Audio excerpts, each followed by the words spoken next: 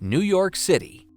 To be more specific, Manhattan is and always has been a smelly city. Today, Google is full of questions like, why does New York City smell so bad? Well, here's a map of New York City showing 27,000 people per square mile. These individuals produce up to 7,000 tons of trash a day, and the scent that comes with it gets even worse during the summer. Walk down any residential street on trash pickup day, and you have to thread your way among giant garbage bags, mounds of residential waste piled along the curb, spilling over onto the sidewalk. Now let's take a look at Amsterdam, for example.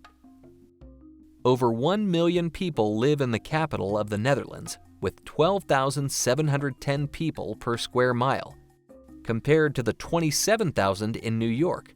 Now, I obviously can't compare these cities totally with each other, but it's still quite impressive that the most populated city in the Netherlands does not have any problems with smell. At least none caused by trash and pollution. There is no trash blocking sidewalks or making it hard for bikes to drive through the city. It seems like the total opposite of New York, even though it is still the biggest city in the Netherlands. But why is that? Well, the one thing that not only Amsterdam, but also many other countries in Europe have, is an underground trash system placed in alleys. A relatively large box connected to the bottom of the bin that can hold up to 5 times as much trash as a normal bin. It seems almost impossible to fill those bins in one day.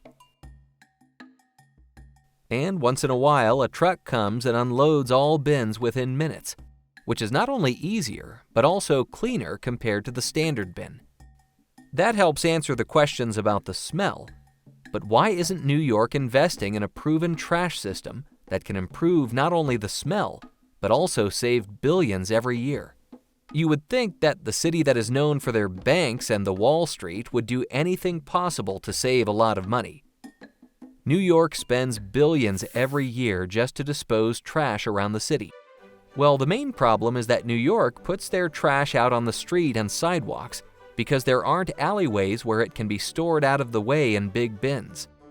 But now you might ask yourself, why doesn't New York City have alleys?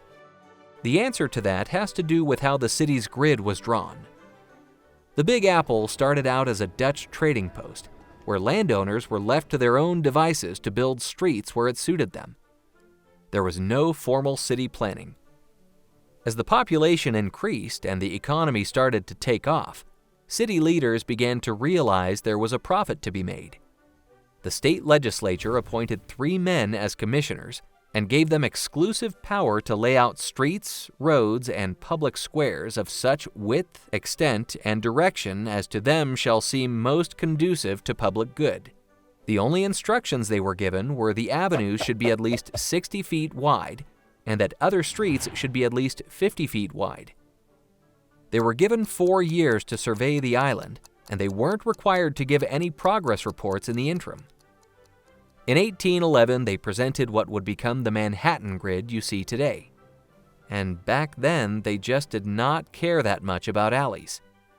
Well, and now more than 200 years later, the New York Department of Sanitation operates a fleet of 2,500 trucks and performs a truly impressive feat in keeping the city from drowning in trash. And with that, only time can tell if we will ever witness New York in all its glory without the obnoxious smell.